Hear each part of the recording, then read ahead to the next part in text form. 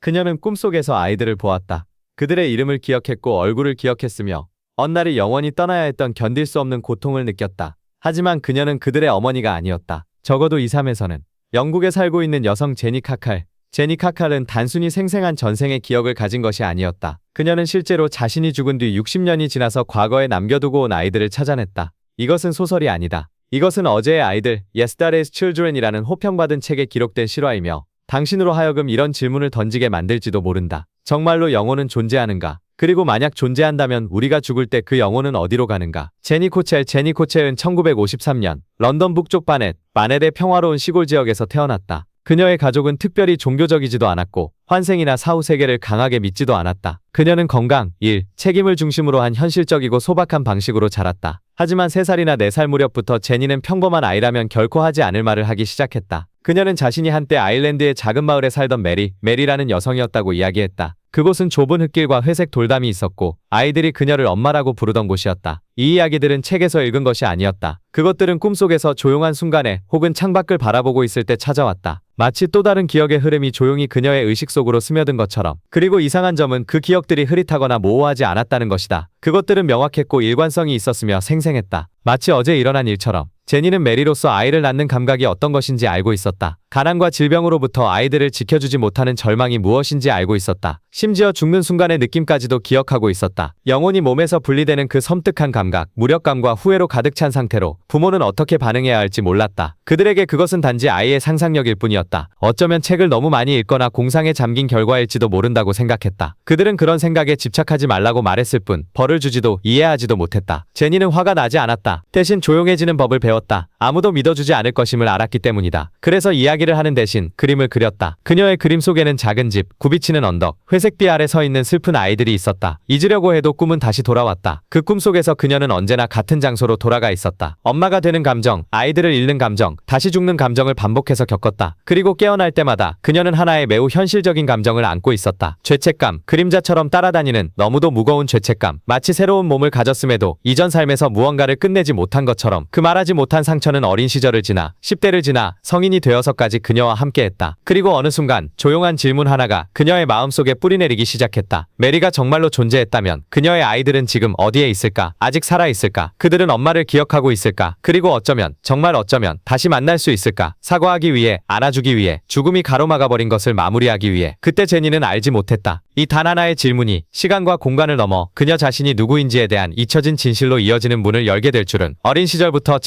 제니콜은 자신이 다르다는 것을 알고 있었다. 특별한 능력이 있어서가 아니라 그녀의 내면 깊숙한 곳에서 두 개의 삶이 동시에 살아가고 있다는 느낌이 들었기 때문이다. 하나는 자신의 삶이었다. 영국 시골에서 부모와 형제자매와 함께 자라며 평범한 일상의 리듬 속에서 살아가는 소녀의 삶. 하지만 다른 하나는 전혀 평범하지 않았다. 조용하고 고통스럽고 그리움으로 가득 찬 삶. 그것은 젊은 나이에 세상을 떠나 가난 속에 8명의 어린아이들을 남겨두고 간 아일랜드의 어머니 메리의 삶이었다. 메리에 대한 기억은 시간이 지나도 사라지지 않았다. 오히려 제니와 함께 자라나는 듯했다. 성장하면서 그녀는 이것이 단순한 아이의 상상이 아니라는 것을 깨달았다. 그 기억들은 깊은 감정의 흔적이었고 생생하며 지속적이었고 죄책감으로 무거웠다. 10대 시절 제니는 평범한 소녀처럼 살려고 노력했다. 학교에 다니고 친구를 사귀고 취미를 즐겼다. 하지만 꿈은 멈추지 않았다. 매일 밤 같은 장면이 슬로모션 영화처럼 반복되었다. 병원 침대에서 죽어가는 메리, 아이들을 향해 팔을 뻗지만 닿을 수 없는 모습, 때로는 이유를 설명할 수 없는 죄책감에 휩싸여 울며 잠에서 깼다. 제니는 자신의 책 어제의 아이들에서 이렇게 썼다. 설명할 수 없었어요. 다만 내가 한때 떠났던 누군가라는 걸 알고 있었고 그 사실이 매일 내 마음을 아프게 했어요. 나이가 들고 결혼하고 자신의 아이들을 낳은 후에도 그 감정은 사라지지 않았다. 오히려 더 강해졌다. 자신의 아이들을 안을 때면 꿈속의 아이들이 떠올랐다. 그녀의 일부는 자신이 다른 생에서 어머니로서 실패했다고 믿고 있었다. 그리고 서른 즈음 모든 것이 변했다. 기억은 더 이상 수동적이지 않았다. 그것은 마치 부름 같았고 갚지 못한 빚 같았으며 끝나지 않은 장 같았다. 영혼의 일부가 치유를 원하고 있는 듯했다. 제니는 일기를 쓰기 시작했고 지도를 그렸으며 기억 속의 이름과 장소를 적어 내려갔다. 그리고 스스로에게 물었다. 메리는 실제 인물이었을까? 그녀의 아이들은 누구였을까? 아직 살아있다면 찾을 수 있을까? 그리고 만약 만난다면 그들은 내 안에서 엄마의 무언가를 알아볼 수 있을까? 그녀는 증명을 찾고 있지 않았다. 누군가를 설득하려는 것도 아니었다. 그녀가 찾고 있던 것은 평화, 치유, 그리고 쉬지 못했던 자신의 일부와의 화해였다. 영혼의 기억, 과학적, 영적 관점, 의식과 환생 연구 분야에서는 일부 과학자들이 세포적 영혼 기억이라는 개념을 이야기한다. 깊은 감정적 경험이 육체의 죽음을 넘어 영혼 차원의 인식 속에 저장되어 다음 삶으로 이어질 수 있다는 이론이다. 제니의 사례는 이 이론과 완벽히 들어맞는 듯 보인다. 어린 시절부터 일관되고 명확한 기억들, 논리적으로 설명할 수 없는 깊은 감정적 유대, 다시 연결되고 용서를 구하고자 하는 강렬한 욕구. 짐 터커 박사와 고 구이언 스티븐슨 박사와 같은 연구자들에 따르면 제니와 같은 사례는 단순히 신비적인 것이 아닐 수 있다. 그것은 인간의 의식이 육체의 죽음 이후에도 살아남는다는 증거일지도 모른다. 그리고 희망으로 가득 찬 마음과 기억으로 무거운 영혼, 과거의 파편만을 바탕으로 그린 손그림 지도를 들고 제니 콜은 반세기 전 자신을 엄마라 불렀던 아이들을 찾기 위한 여정을 시작했다. 그리움에는 이상한 점이 있다. 때로는 존재할 이유조차 필요하지 않다. 그리고 제니 콜에게 그 그리움은 보이지 않는 나침판이 되어 시간과 생을 넘어 그녀를 놓지 못했던 과거로 이끌었다. 그녀가 기억 속의 여성이 메리 서튼이라는 확신을 갖게 되었을 때 진짜 조사가 시작되었다. 손으로 쓴 편지, 유선 전화, 오래된 종이지도, 그리고 조각난 기억으로 가득 찬 마음뿐이었다. 희미하지만 어제처럼 생생한 기억들. 어떤 여행은 지도에서 시작되지 않는다. 불안한 마음에서 시작된다. 제니에게 아일랜드는 단순한 나라가 아니었다. 그것은 다른 시간 속에 여전히 살아있는 그녀 자신의 일부였다. 결코 완전히 닫히지 않았던 영혼의 문이었다. 순수한 기억만으로 그린 손그림 지도를 들고 제니는 더블린 북쪽의 작은 해안 마을 말라하이드로 날아갔다. 그곳은 메리 서튼이 한때 살았던 곳이었다. 그리고 그곳에 발을 디딘 순간 설명할 수 없는 일이 일어났다. 나는 모든 거리를 알고 있었어요. 둥근 창문이 있는 집도, 부서진 나무 울타리가 있는 집도 알았죠. 이건 데자비가 아니었어요. 이건 내가 여기서 살았었다는 느낌이었어요. 그녀는 교회를 방문하고 공공기록을 뒤지고 지역 주민들에게 물었고 결국 찾았다. 1932년 마지막 아이를 낳은 직후 세상을 떠난 8아이의 어머니 메리 서튼. 모든 것이 일치했다. 시대, 가난, 사망 원인, 아이들의 수, 정확한 집 위치까지. 더 이상 의심할 여지가 없었다. 메리는 그녀였다. 그녀가 메리였다. 하지만 제니는 인정을 받기 위해 온 것이 아니었다. 믿어달라고 요구하지도 않았다. 자신이 환생한 메리라는 것에 동의해달라고 할 필요도 없었다. 그녀가 전하고 싶었던 말은 단 하나였다. 미안해. 메리의 죽음은 그녀의 잘못이 아니었지만 끝내 하지 못한 작별의 슬픔은 제니의 영혼 깊숙이 묻혀 있었다. 그녀는 나중에 이렇게 썼다. 그저 그들이 괜찮은지 알고 싶었어요. 그들이 사랑받고 안전했었다는 걸 알지 못한다면 제 삶을 계속 살아갈 수 없었을 거예요. 그것은 명성이 아니었다. 호기심도 아니었다. 죽음에도 흔들리지 않고 시간에도 변하지 않는 어머니의 사랑이 제니에게 끝까지 나아갈 힘을 주었다. 메리 서튼의 아이들을 찾는 과정에서 가장 어려웠던 것은 주소를 찾는 일이 아니었다. 가장 힘든 것은 이 고통스럽도록 인간적인 질문이었다. 어떻게 누군가에게 내가 당신이 잃은 어머니라고 말할 수 있을까? 제니는 그 순간을 수백 번이나 떠올렸다. 편지를 쓰고 다시 쓰고 찍고 또다시 시작했다. 누군가를 놀라게 하려는 것도 아니었고 관심을 끌고 싶은 것도 아니었으며 미쳤다는 소리를 듣고 싶지도 않았다. 그녀가 원한 것은 단 하나였다. 수십 년 동안 마음속에 품어온 그 사랑이 진짜였다는 조용한 확인. 제니는 말라하이드의 교회, 자선단체, 정부기관에 연락하기 시작했다. 그리고 결국 공공기록과 답장을 통해 2명의 생존한 아들 써니와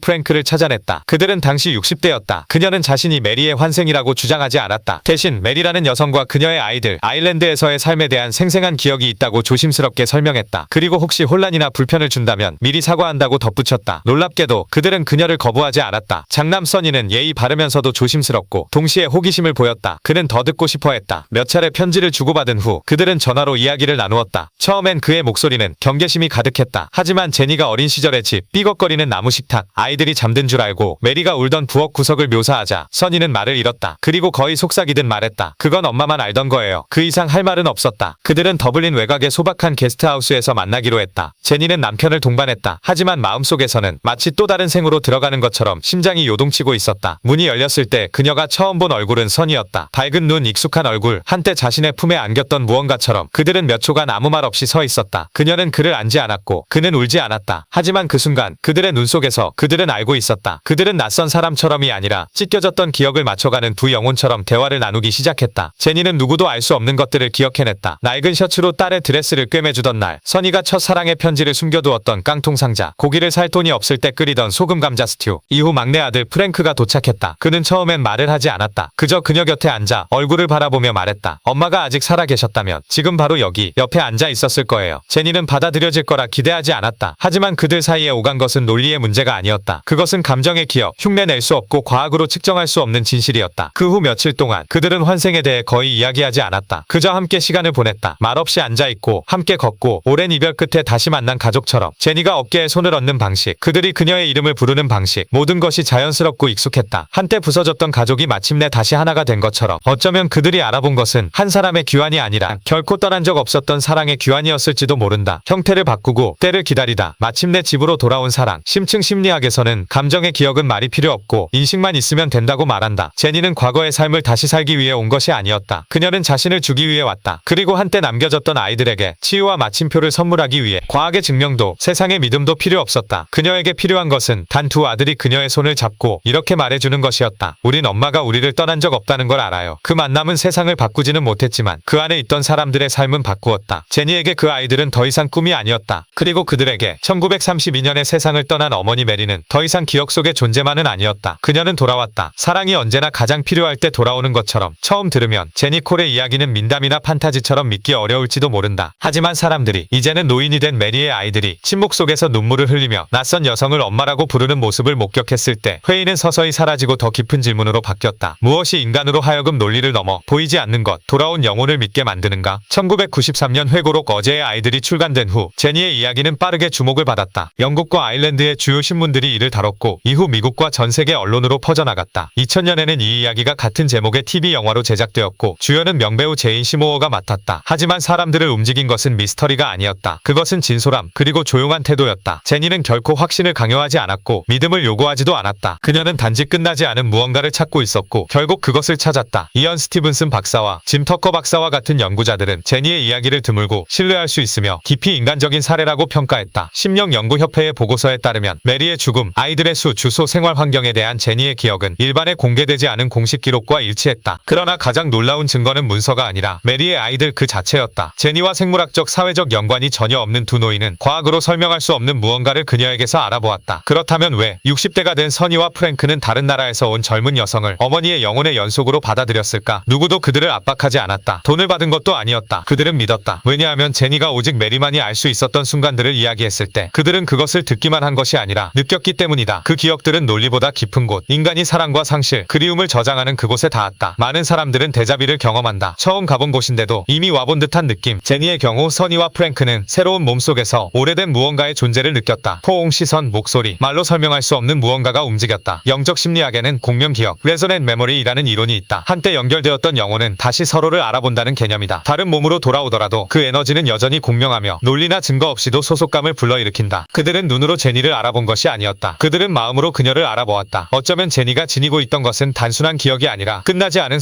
사랑이었을지도 모른다. 믿어달라고 요구하지 않고 이름 붙일 필요도 없는 사랑, 그저 돌아오기를 바랐던 사랑. 그리고 어쩌면 그 아들들은 오랫동안 어머니가 돌아오기를 기다리고 있었는지도 모른다. 같은 몸이 아니라도 사랑을 지닌 익숙한 존재로 제니 코첼의 이야기는 쉽게 분류할 수 없다. 삶과 죽음, 기억과 상상, 과학과 영혼의 경계를 흐린다. 하지만 바로 그렇기 때문에 그것은 인간의 가장 깊은 곳을 건드린다. 이해받고 싶은 욕구, 용서받고 싶은 마음, 그리고 집으로 돌아가고 싶은 갈망. 제니는 환생을 증명하기 위해 이 여정을 떠난 것이 아니었다. 그녀는 끝나지 않은 이야기를 완성하기 위해 떠났다. 그리고 그 과정에서 한때 잃어버렸던 아이들뿐 아니라 이 이야기를 들은 수백만 명의 사람들에게도 오랫동안 답이 없던 질문의 어둠 속에 작은 빛을 남겼다. 어쩌면 지금 우리가 살고 있는 이 삶, 이 이름과 이 몸, 이 기억은 영혼의 무한한 책 속에 있는 아주 작은 한 장일지도 모른다. 제니 코칼스의 이야기는 우리에게 중요한 사실을 상기시킨다. 보이거나 측정할 수 없다고 해서 그것이 덜 진실한 것은 아니라는 것. 어쩌면 당신도 가본 적 없는 장소를 꿈에서 본 적이 있을지도 모른다. 처음 만난 사람인데 오래전부터 알고 지낸 것 같은 느낌을 받은 적이 있을지도 모른다. 혹은 설명할 수 없는 깊은 슬픔을 품고 살아왔을지도 모른다. 마치 이 시간선이 아닌 다른 삶을 애도하고 있는 것처럼. 만약 그렇다면 어쩌면 당신도 과거의 삶이 집으로 부르는 속삭임을 듣고 있는지도 모른다. 당신도 신비로운 경험을 한 적이 있나요? 꿈, 기억 혹은 다른 삶에서 온 것 같은 순간 아래 댓글로 당신의 이야기를 들려주세요. 그리고 삶이 눈에 보이는 것 이상이라고 믿는다면 시간과 공간, 육체의 한계를 초월하는 여정들을 계속 탐험해봅시다. 그곳에서는 영혼이 진정한 이야기꾼이니까요. 왜냐하면 다음 이야기는 당신의 이야기일지도 모르니까요.